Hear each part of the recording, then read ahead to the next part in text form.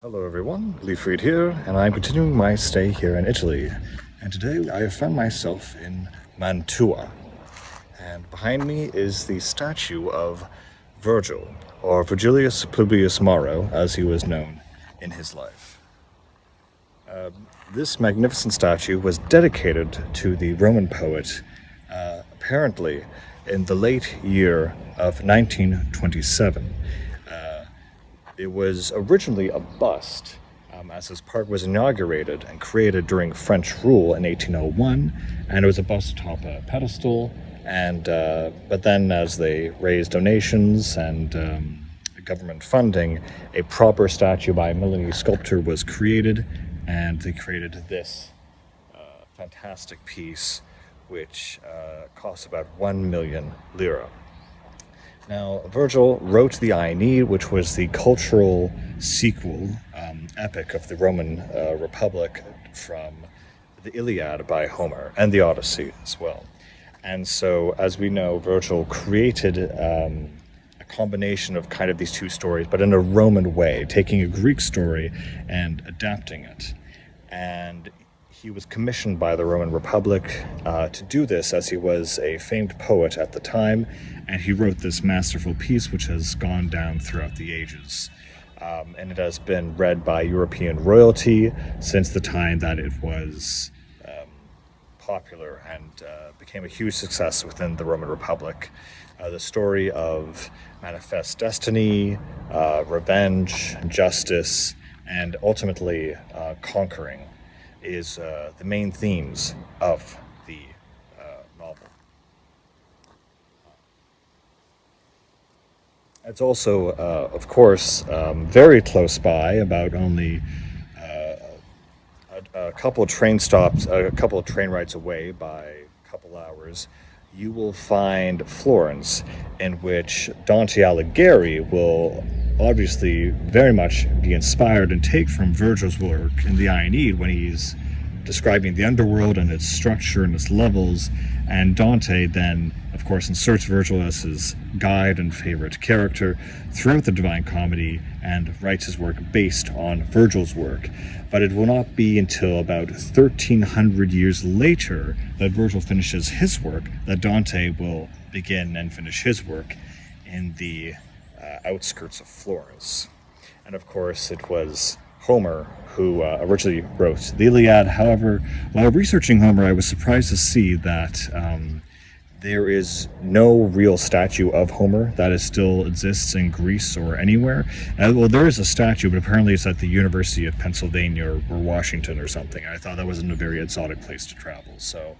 But we are here. Now, what I want to show you next is somewhat interesting. So here's the statue of Virgil, and as you can see here, it'll say "Tu sele solo colbi," and I will apologize as I'm using Google Translate, but I believe it says "I was raised by myself." It says "A Virgilio la patria," which means from Virgil to the country. And finally, if I was able to make this out, it says something along the lines of "Li viventia sitivi quintera superior de Italy." Basically, it means I lived in Upper Italy. So Mantua was the place where Virgil was born.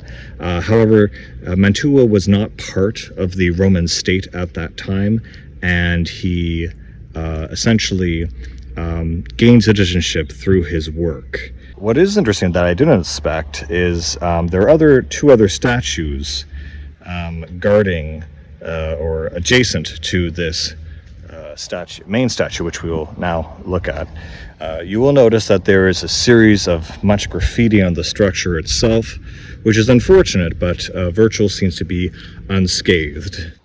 So this first statue on the left, adjacent to Virgil, says, "To regere imperio populus Roman, memento hap tibi front artes fasci imperioni morem, patre subject ifi debele superbos." And so this excerpt means, You, O Roman, do not forget who you are, for your power will be to subdue the nations, and also to show mercy to the weak and to subdue the proud. And this is one of the opening chapters of the Aeneid, in which Aeneas has gone to the underworld to talk to Anchises, his father, and when he is kind of talking more so directly to the reader, to the average Roman citizen, about what kind of empire will come from the Roman Empire. And it was really a prediction of their power and a national kind of story. And it kind of says that you will be strong and you will, destroy the prideful and show mercy to the weak and all that good stuff, and all part of what you would expect of a Roman speech. And it shows here, them standing across. I'm not sure if these are any particular two characters here. I'm not sure which historical figures they may be, but it's essentially that this manifest destiny. This was, in a way, very appropriate that they chose on the left-hand side, or I guess facing this way, the right-hand side of the statue, that this is the Roman mission. This is the Roman essential manifestation that they kind of put into their unspoken constitution, if you will. And then if we go to the right-hand side of the statue, we have one more adjacent statue. And this is part of, actually, an excerpt from Virgil's Gregorics, or Georgics. I'm not sure how you pronounce it, but essentially, that was not within the Aeneid itself, but was a separate and individual poem, and I will cite it now. And this roughly translates to, "O you upon the grass, bring in the tide of the stream to quench the thirst of the springing stream. Hail Saturnia the Great." And so this is obviously one of Virgil's other kind of poems in which he talks about spring and nature, which was one of his popular topics, and the changing of the seasons as well as the flow and events of history. Anyway, that is the information I can give you today. I'm very happy to be here in Italy in this very warm December sun. Anyway, I'm glad I could visit Virgil here and kind of pay my respects and kind of do my little pilgrimage of literature and understand how, Homer inspired Virgil, who inspired Dante, who inspired countless other works. It was great traveling here and traveling to Italy and to Florence and seeing all these wonderful things and to share it with you. And I hope you all enjoyed. And as always, keep reading. And it's almost Christmas, so Merry Christmas, Happy Holidays, and Happy New Year.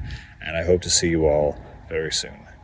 Thank you. Leaford here again. You won't believe this. I was walking through downtown Mantua, making my way out of the city, and look who I found.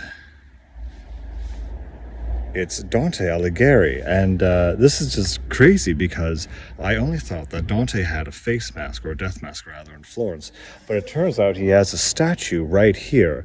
So obviously the connection between Virgil and Dante is obviously very well known, and so in the same city they have the two poets just in different places. Virgil's in the garden in the park while Dante is downtown. I'm not sure if that's supposed to symbolize that Virgil's actually in limbo, but otherwise this is a pleasant surprise I did not expect to see. So if you do come to Mantua, also make sure to check out Dante as well, since they're both here. They got them all. If I run into Homer on my way out, I'll be very shocked indeed.